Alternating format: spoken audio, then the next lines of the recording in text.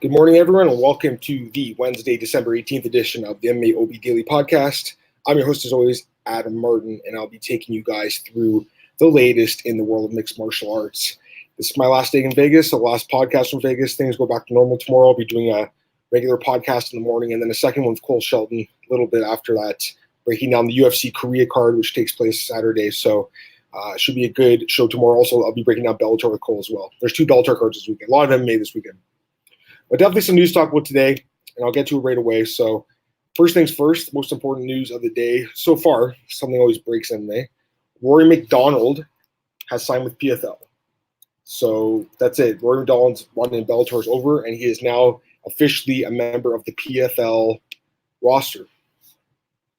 Interesting move, no doubt about it. Surprising a little bit. I think a lot of us expected Rory to re-sign with Bellator. I knew that he was a free agent after his last fight. He signed a 6-fight deal originally with Bellator, and that was a 6th fight after the Douglas Lima fight. But I am surprised he signed with PFL because, to be quite frank, I'm not sure if they're going to be around for a third season. It looks like they are now. Obviously, they're signing a fighter like Rory MacDonald to probably a lucrative contract, you'd have to assume. But I think a lot of us expected PFL maybe to fold up shop after the season because it just, if you look at the numbers, like their attendance, their gate, not great. Even the TV ratings, not great. I like PFL. I like their product, like their fights, like the roster. I like the format. I like everything about PFL. But looking at it neutrally, like the numbers just aren't there. So it's a little surprising to me, anyways, that they did go and ink a big name free agent here in Rory MacDonald. But interesting sign for sure. I've seen most people, quite frankly, say this is a great sign for PFL.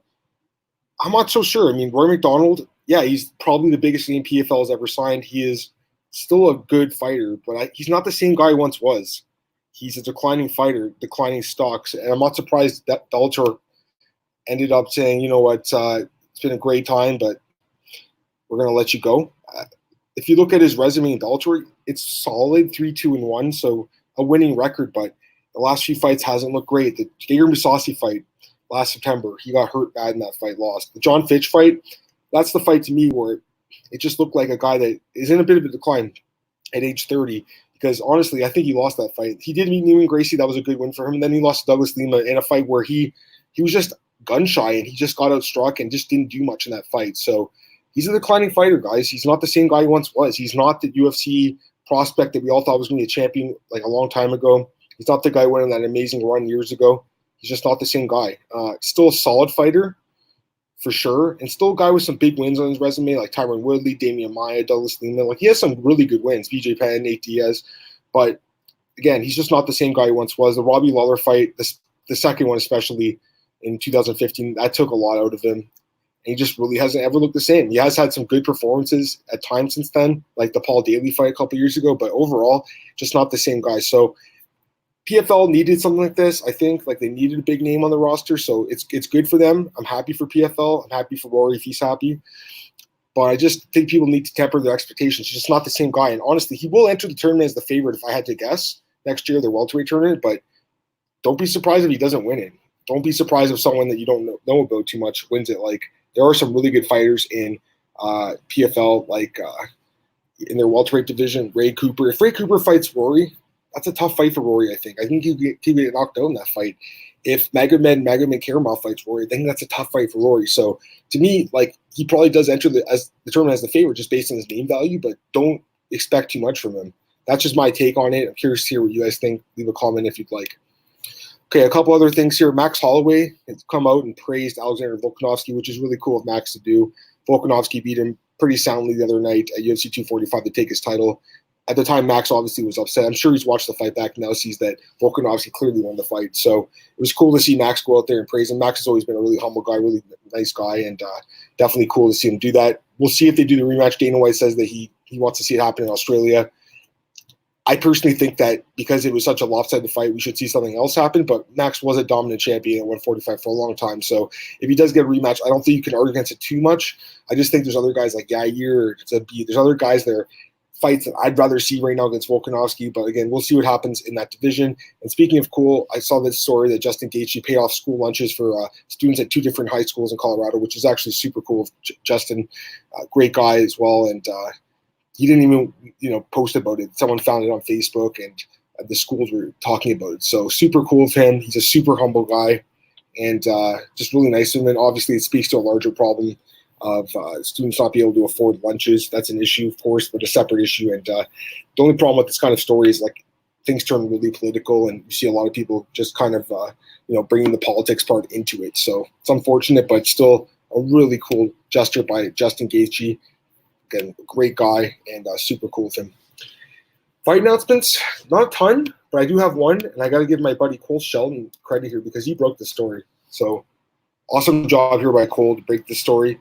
Felicia Spencer will be fighting Zarah Fairn Santos at UFC Norfolk. So again, Cole Sheldon at bjpen.com broke that story, and I really hope the big websites give him credit for this because he deserves it.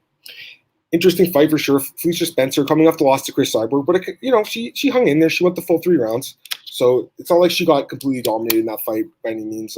Not a great performance, but she did make it the full 3. And most fighters do get finished by Cyborg, so there is something to say about that. Before that, of course, had won 7 straight fights to open up her career. She's a really good fighter with a well-rounded game, pretty good striking, but really good ground game.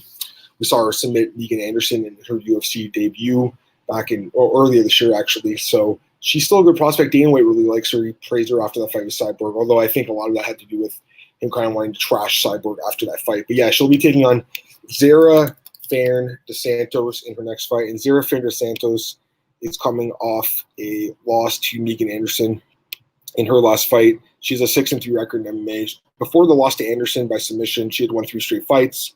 She's got some experience, like against Sinead Kavanagh and Anderson, but overall, there's nothing about her that stands out to me. She does have 4 wins by TKO, so I guess that's kind of notable. I just don't think she'll be able to TKO Felicia Spencer. If you ask me, this is going to be another easy fight for Felicia Spencer. I think she's probably going to get the fight to the ground really early on in the fight and probably submit Zarah Fairn Santos. That's kind of how I see this fight playing out. Definitely curious to see what the odds are. If I had to guess, Felicia Spencer will be a pretty significant favorite, but we'll see what happens there. And I should mention a bunch of odds opened over at Best Fight Odds. You can see them. There are a bunch of fights coming up had odds open. So some of these fights include we have Curtis Blades versus Junior Dos Santos. The odds open for that one with Curtis as the big favorite, or not a big favorite, but a decent sized favorite as you expect. Michael Chiesa versus RDA. That's an interesting fight. RDA open as the favorite. That's interesting to me. A lot of people like Chiesa right now at 170. Also had Katlyn Chikagian and Valentina Shevchenko open up. Of course, Valentina is a big favorite. Dan Hooker versus Paul Felder opened up as a pick'em, which is interesting. Great fight. Love that matchup. Weili Zhang versus Joanna Jędrzejczyk opened up. Zhang is a significant favorite as well. Not significant, but a pretty big size favorite, I should say. Francis Ngannou, though, is a significant favorite over Jairzinho Rozenstruik, which is another interesting line. So some really, really intriguing odds there. And then finally, the Amanda Nunes Clarissa Shields fight opened up as well. So lots of different odds opened up. So definitely it's worth looking at if you guys want to place some wagers in the future, get a head start on that stuff. I should mention that Bellator's full odds are out. The 2 cards are coming up on Friday and Saturday.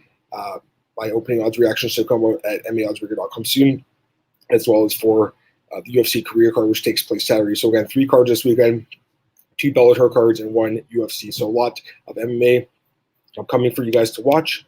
Should be a good weekend for MMA fight fans. And I'm just going to see if there's anything else that I want to mention here. Not a ton. I do see something here about UFC pay-per-view prices.